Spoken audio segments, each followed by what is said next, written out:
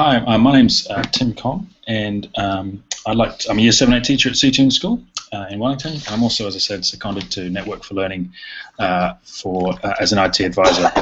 I want to start with Finland. This is part of my big thinking. It's a model for educational excellence, which I'm sure we all know about, but I want to have it overlaid with this meme, as you can see in the image, of future-focused education, because that's pretty popular. As you can see by the image, sometimes our memes get a bit mixed up, and I think our messages do as well. Herein is the evidence for Finland being the best in education. Statistically, there's quite a lot wrong with this graph, but most of us can list the reasons. Small classrooms, little homework, no standardized testing, longer playtimes, and teachers are respected and valued. But here's the one that's not often mentioned, that all teachers have a master's degree. And that degree doesn't mean one will have a success as a teacher, but I'd like to think that a degree like that gives you a grounding in a useful range of critical thinking skills and an ability to implement those thoughts into practice. And I believe we need these skills in our teachers, because here's another aspect of the Finnish experience that's not as well promoted.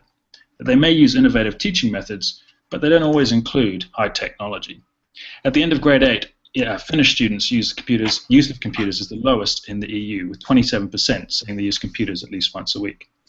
That's a little bit different from New Zealand, where our schools are rocketing in the future with open modern learning environments, team teaching, open plan hubs, and of course more technology.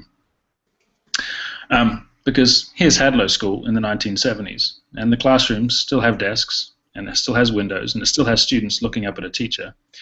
And I'm left wondering sometimes if the actual learning, where students are making sense of things that we measure in our curriculum, are actually all that different between the future and then. Because of course it's all meant to be about learning, right? And about meeting learning needs. But in an error report in June of this year, out of 193 schools surveyed, 96 had identified students that were not achieving but just kept doing the same thing. This in a profession that's constantly calling itself evidence-based and future-focused. Instead, we're more likely to want what this company or Google or Microsoft offers. Like all good consumers, we want the shiny. And we'll insist that it's just a tool, but we'll naturally want the latest and the greatest. Which is actually the point. It's not that we can't teach this critical thinking, but that we don't actively do it, I don't think, as teachers. We can recite the facts about Finland that match our mental models, but we often miss the important concepts that underpin that model. So I'll just finish with this slide and ask you to watch the video in your own time and follow the links throughout my presentation and read the text of This is Water, and to really start to think for yourselves and to live Wallace's words, that this is the freedom of a real education, of learning how to be well adjusted.